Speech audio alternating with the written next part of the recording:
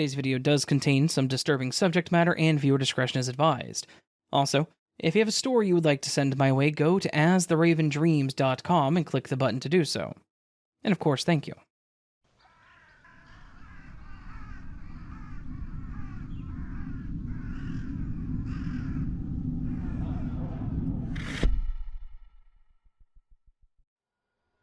I have a bit of a scary story that happened to me when I was a restaurant manager. It was about 3 years ago, and I was managing a bustling little family-owned Italian restaurant in a small town on the outskirts of Boston. It was a really nice restaurant that I had worked at for about 2 years before being promoted up to a manager, which was a promotion that I didn't expect, but that I very much appreciated. For the most part, I loved my job. The owner was a friendly and generous guy, and we had a lot of regulars that fawned over the owner's lasagna. I know that sounds kind of silly, but it was true. We would sell out of the lasagna every day, and we had some really passionate customers. Obviously, with every job, there are ups and downs. One of the biggest downs with this job was when I had to do any sort of reprimanding to my subordinates. I absolutely adored my staff, but there were times where I had to put my foot down and be a bit of an a-hole. We had one server, Jessica, that was awesome when she was hired, but as the time went on, I noticed that she started slacking really hard. At first, it was just her coming in a few minutes late or messing up some orders, and I can understand that serving isn't the easiest job. And we all make mistakes, so I would make comments to her about correcting some of her actions, and she would agree that she made a mistake and would say that she would fix the issues. As a manager, this was enough for me to let the issue go. I believe that when a person acknowledges their problems and say that they will fix them, you should take them at their word. Unfortunately, my trust in Jessica was misplaced. On the particular evening where things went south, she showed up 40 minutes late, and worse yet, she was reeking of booze. Her eyes were glassy, and her movements were sluggish. As soon as I got a whiff of her, my heart sank, and I asked her to come with me to my tiny manager's office. I sat her down and I asked her what was going on, and she told me that she was sorry that she was late, and that her roommate, the person who brought her to work every day, had been running late and she couldn't help it. I then asked her if she'd been drinking, and she immediately tried to deny it. I then mentioned that she reeked of alcohol, and that it was physically obvious that she was inebriated. When I said this, she started to tear up, and said that she was just so stressed out and nervous about the job, and that she may have had a drink or two to try to loosen up. Unfortunately, with that, I really didn't have a choice. I couldn't have her on the floor smelling like alcohol, and she would be a liability in the back being tipsy. On top of that, this wasn't her first reprimand, so I really had no choice in the matter. I told her to go ahead and call her roommate to come pick her up, and said that she could come back on Friday to get her last check and to talk to the owner. I didn't want to ruin her career prospects, so I mentioned that when she came up on Friday, we could discuss how this would look on paper, and we would give her a chance to resign instead of being fired. Her response was silence. She just stared at the desk with a blank stare until she stood up and walked out of the office and then out the back door. I returned to the floor, taking on the tables that Jessica was supposed to be assigned, hoping to salvage the rush and make the most of the night. I also had to do the managerial duties, so it was a stressful night, but all the work did a pretty good job at keeping my mind off of the whole ordeal. About 2 hours had passed, and the front door swung open like it was shoved hard. And when I turned to greet this slightly aggressive customer, I was shocked to see Jessica just standing there. She looked like a mess. Her mascara was running, her eyes were dark, and I could see that she was in a rage. She headed straight toward me, ignoring everyone else that was pretty clearly staring at her at this point. Before I could react, she was already upon me and attacking me. She had knocked me to the floor and was pummeling me repeatedly.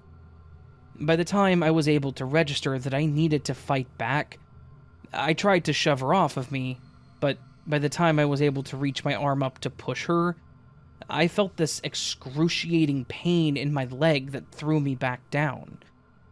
The whole time, Jessica was screaming that I was going to die, that she was going to end my life.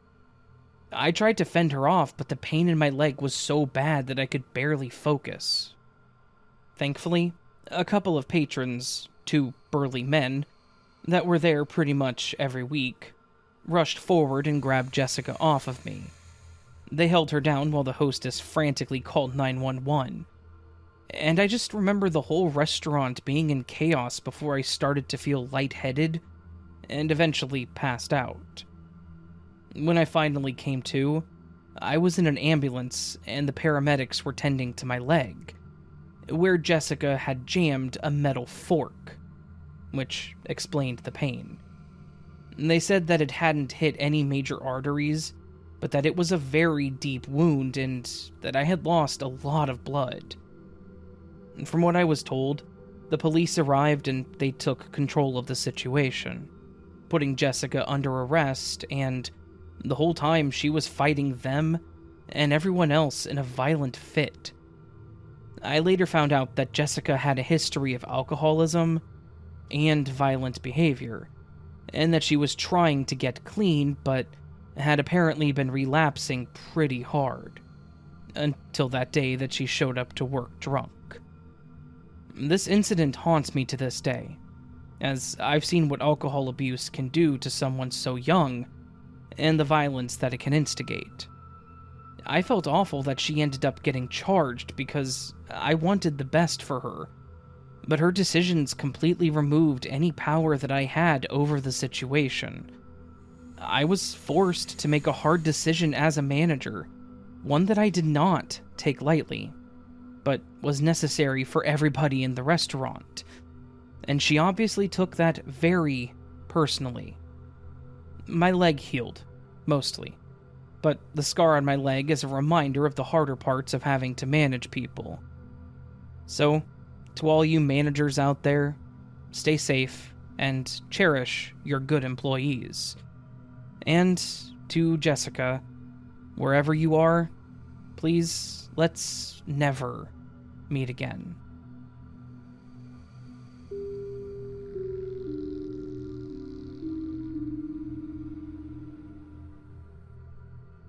I've worked in the accounting department for a small, or I guess medium-sized organization for about 5.5 years now. It's been a pretty decent job, in that I have spent a lot of time learning the job, and have definitely put a ton of hours into climbing the corporate ladder and getting into my current position. Though not without its issues and quirks. The office that I work at, however, actually has a pretty dark history. Back in 1929, during the big stock market crash, the building was actually occupied by a financial firm that lost a ton of money and value. And the possibly true but totally dramatic legend of the building is that the president of said company actually took his life. Supposedly, he went to the roof of the building and jumped. Obviously, none of this can be verified, but I personally believe it, because something creepy is definitely going on here. And that's actually where the weird stuff starts. I work on the 6th floor, which is the top occupied floor of the building. There is a 7th floor, but it's basically used for the servers and storage more than anything. That said, the 7th floor is also where said president's office was when he worked here. There's an old and honestly kind of rickety elevator that we use to get from floor to floor, and the elevator will seemingly randomly go up to the 7th floor. Almost no one ever has to go up to the 7th floor, so when I have to use the elevator and it indicates that it's coming down from up there, I always get a bit of a chill. There was actually one point where I was in the elevator going to the 6th floor, and as I was standing there waiting, I watched the light for the 7th floor light up, as if it had been pressed. Thankfully, it stopped at my floor first, so I got off immediately and just moved on. It happens enough that we've all thought that it was maybe a glitch in the elevator or something, but we had some techs come out and look at it, and they've all stated that the elevator is in perfect working order. They've replaced parts to try to get it to stop, but no matter what we do, the 7th floor button will randomly get pressed. So, we just assume that it's something we don't understand and we've accepted it. One night, I was working late due to it being the end of the month, and I had a lot of reports that I needed to finish before the end of the week. I was the only one left on the floor, which isn't terribly uncommon. I was sitting at my desk when I heard a loud thud coming from the direction of the elevator. I walked over to the elevator door and it was open, as if someone had just gotten off on the floor that I was on. I peeked inside and there was no one on it, of course. I kind of looked around to see if I could find anyone that may have been there late, maybe a janitor, but there was nobody. On my way back to my desk, I glanced over at the printer area and I noticed that there was a pack of printer paper that had been knocked over onto the ground, which I'm assuming was the thud that I heard. I went over and collected all the pages and put it back on the table by the printer, and then I went back to my desk. No more than 10 minutes later, I heard that same thud sound. It made me jump and look around again, but it clicked pretty quickly that it was just the paper stack. I got up and walked over toward the printer area to confirm what it was, and as I approached, I watched the elevator doors close on an empty elevator, and saw that the arrows were pointing up, which, again, told me that it was going to the 7th floor. Then, I saw the paper stack, and sure enough, it was knocked over again. I went over and picked it back up, but this time, I put the paper in the cabinet and relocked it just in case. And thankfully, that was the last event that evening, but not the last thing to happen. Some nights, when I would be working late, I would hear footsteps throughout the floor. Footsteps that were definitely not from anyone that was there. I wasn't alone every night, and my coworkers would agree that they heard the footsteps. But the steps were always heavy and loud. Everyone on my team is a woman, and none of us have very heavy steps, so there was no way that these steps were coming from any of us. We would randomly hear voices calling out, usually saying, "Hey," or "Excuse me." But again, it was a rather masculine voice, and there were no men on the floor at the time. We would just ignore the voice, or sometimes would say, "Hello," back to it, and that would be that.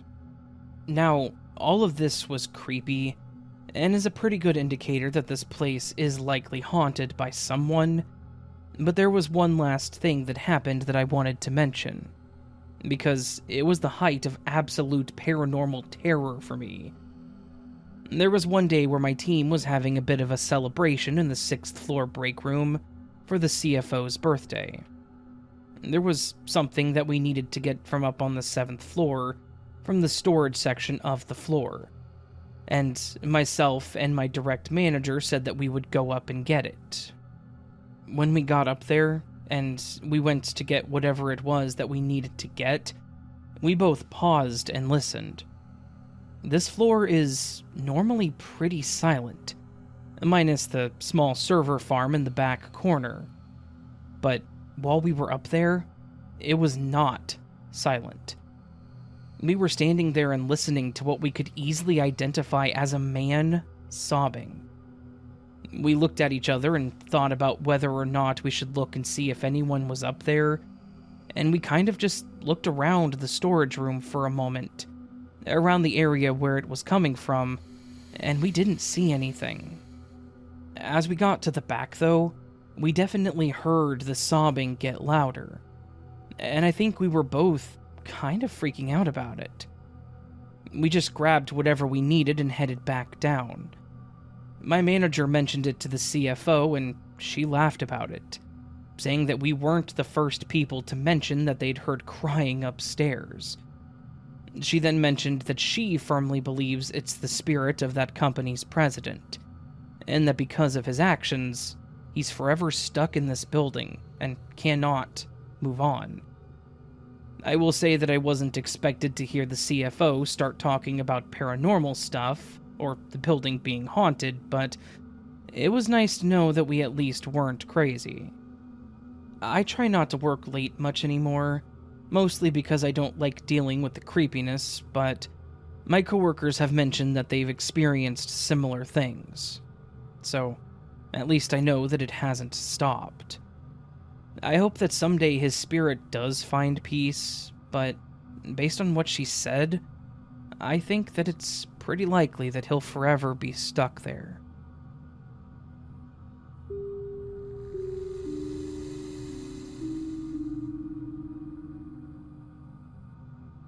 For about 4 years, I worked for a buffet-style diner that was open until around 10 p.m. But closing at 10 meant that we usually left at around 11:30 or later. The job was not glamorous. I was a back-end worker, so I mostly just did the dishes and some of the prep work, which at a buffet is an absolutely ludicrous amount of work. Being that I did a lot of the back-end cleaning, I was also assigned trash, meaning that I had to pull all the bags of trash from the front and back, and then take them to the dumpster out back. Again, not glamorous. Nothing that I would consider an entertaining job, but it was a job that paid okay, so I did it to the best of my ability. One night, around 11 p.m., I was doing my standard routine. I bundled up all the trash bags, got all the bins emptied, and headed out the back door of the restaurant to take the first load of bags to the dumpster. As I was heading back in to grab the second load of bags, I noticed that a pickup truck was pulling into the lot slowly. I didn't pay it much mind, mostly because I was busy and really didn't care. I went back in and grabbed more bags, went outside and tossed them into the dumpster. When I turned back to head back in and get the rest of the trash, I heard a voice shout out, "Hey!" I paused, thinking that there was no way they were possibly talking to me. But then they shouted, "Hey, you, come here." As I turned and looked over at the truck, the guy opened the door and stepped out, just kind of standing there waving me over. Again, I just stood there and stared at this guy. He looked like a linebacker. He was covered in tattoos, with what looked like a gnarly scar on his face. I would say that if I had seen this guy in a movie, he would be playing that part of mafia enforcer, if that makes sense. The guy again motioned for me to come over to him, which removed any doubt about whether he was talking to me or not. I cautiously approached him, maintaining a bit of a distance. He then asked me, "Hey, are you Frank?" His voice was cold, and it honestly sent chills down my spine. But I am not Frank. Far from it. My name is David.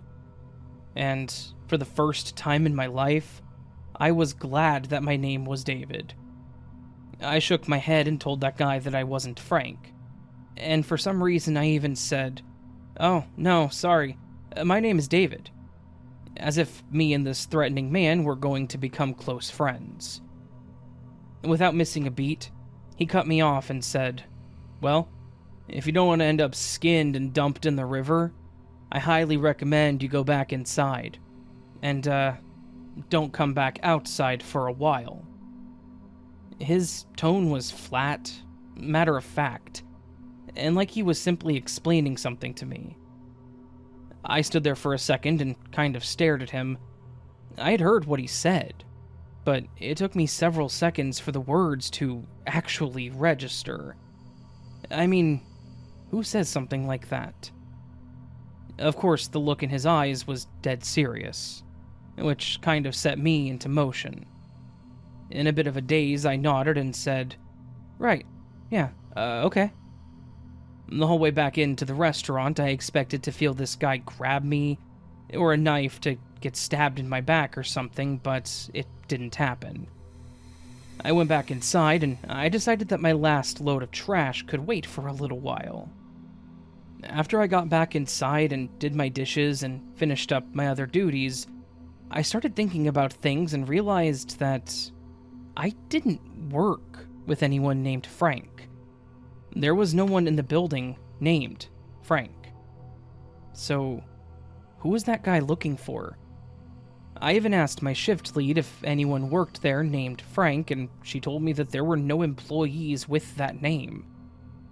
I told her that I was approached by someone out back that was looking for a Frank, leaving out the threatening to be skinned part, and she told me that it was probably just a drug deal, and to forget that it happened.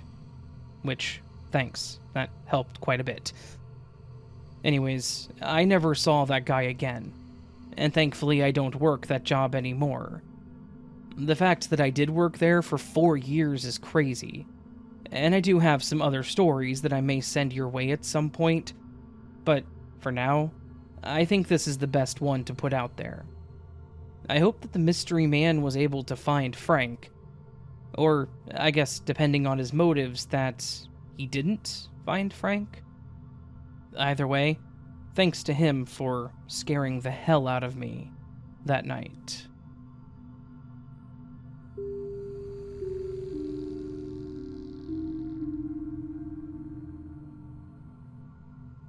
I've worked construction for about a decade now. In the local towns around me, there are buildings that need regular restoration, and the company that I work for is often called out to work on these jobs. You need to be careful with some of these older places because they tend to have a lot of asbestos in them, and it needs specialized care and disposal. The company also does work on abandoned hospitals, factories, and other larger places. It is pretty eerie, and I'm not a believer in ghosts or anything, but maybe you can tell me what this could have been. This was at a job in an abandoned hospital that was being converted. To what? I can't remember. I was by myself. My workmate had left to get some paint, and I had my AirPods in. I was listening to music and just focused on my job. I was cutting some wood for the beams when I saw something run past me. I called out to my workmate to stop being a dickhead and to get back to work. He didn't say anything and I didn't see him. I kept cutting for a while. It was cold at the time. Freezing cold. Keep in mind that I live in Australia, and the temperatures can get extremely warm during the summer. I then saw the shadow of a child, and I called out to the kid that it wasn't safe for them to be in here. I checked some of the rooms nearby, and there were no kids, and no signs of my lazy workmate. I went out to tell my supervisor what happened, and he told me that my workmate was on break. Yeah, typical. I then told him about the kid running around, and he went to talk to the lady who owned the place. She was one of those crazy spiritual types who saw ghosts and shadows everywhere. She smiled at me and told me that it was the spirit of a lost girl. and said that she must have liked me. If I wasn't working at that time, I would have told her what I thought then and there. I went back to my job and figured they must have just been taking the piss. My workmate still wasn't back yet. I didn't have my AirPods in at this point when I heard what sounded like a whisper, and I have to admit that I jumped. What people don't realize is, with older buildings, is that they tend to have issues with the pipes, or with the windows not being sealed properly. I couldn't explain the sharp drop in temperature, though. I was measuring how long the pieces of timbers needed to be, when I could have sworn that I saw the figure of a small girl out of the corner of my eye. When I looked directly at her, she disappeared. I still wouldn't say that I believed that she was there or that she was real. I just heard the story about her, and you could say that I guess I was spooked by it. I could hear my workmate coming back in. I called out to him, and we spoke before getting back to work. It was, 5 to 10 minutes before I heard him let out a high-pitched scream. I walked out of the room that I was working in to see what was going on. He was pale as a sheet, and I've never seen anyone look so scared in my life. He told me that he saw a little girl just standing there. Now, I'm not the most trusting fellow. I asked him if he'd heard about the story from the lady who owned the place, and he told me that he hasn't spoken to her and hasn't met her yet. I asked him if he talked to our supervisor, and he said, yeah, but only to tell him that he was back. He hadn't heard about the apparent ghost of the little girl. I looked at his face for any sign of a laugh or that he was messing with me, but I didn't see any. And I could read this kid like a book. I asked him what he thought of the place, and, well, the kid is as dumb as a bag of bricks, so he said that he thought the place was creepy and haunted. I wondered about myself. I just told him to get back to work and to stop messing around. After that, I kept pausing, thinking that I could see the little girl out of the corner of my eye as I worked. I think that she whispered something to me, and I kept pretending that I didn't hear her.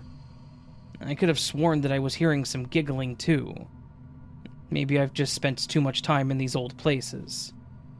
But what do you think it was? Can anyone help me with this? I still don't personally believe in ghosts or anything. And I wanted to add, Raven, you have the best narrations. Especially your Aussie stories. Those were amazing.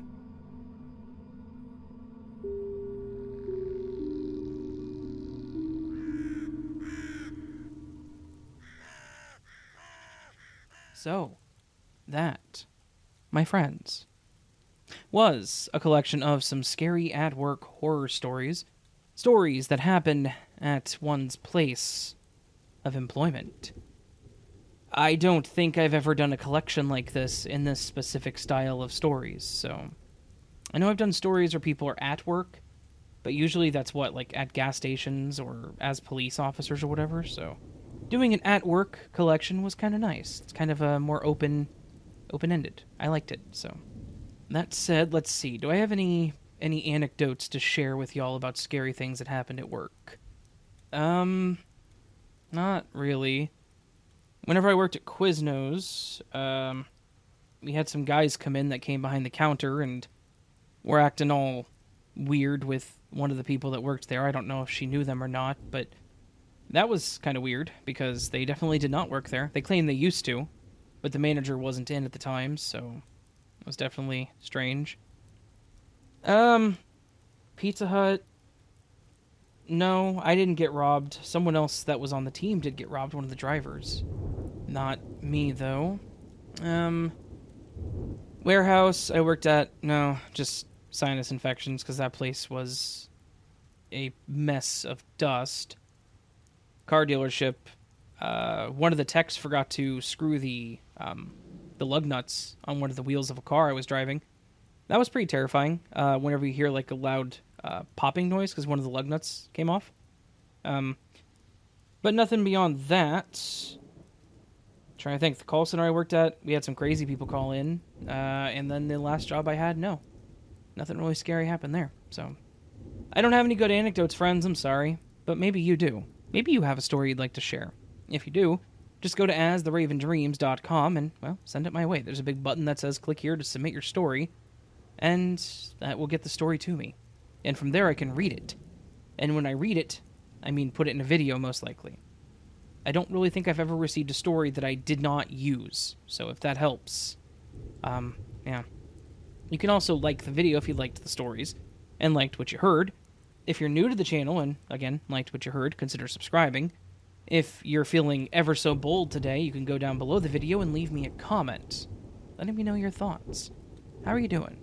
How's your week going? How's my week going? I don't know. You tell me. Yeah. You can also join Patreon or memberships to get early access to content like this and other things depending on what you sign up for and how much you sign up for, on the Patreon side at least. That's what that is. And there's also these super thanks, where you can just leave a tip to the channel. It's just supporting the channel a little more. I can't give special things for that. YouTube doesn't let me, but just know that if you do that, I will forever be thankful. Honestly. So. Alright, friends. Hope you're having a beautiful day. Hope you have a beautiful rest of your week. And until I see you again, remember you are loved, you are valid, you are important. You are the best you that you can be. Never forget it, and don't let anyone tell you otherwise. And until I see you again, much love, and sleep well. And don't forget to clock out.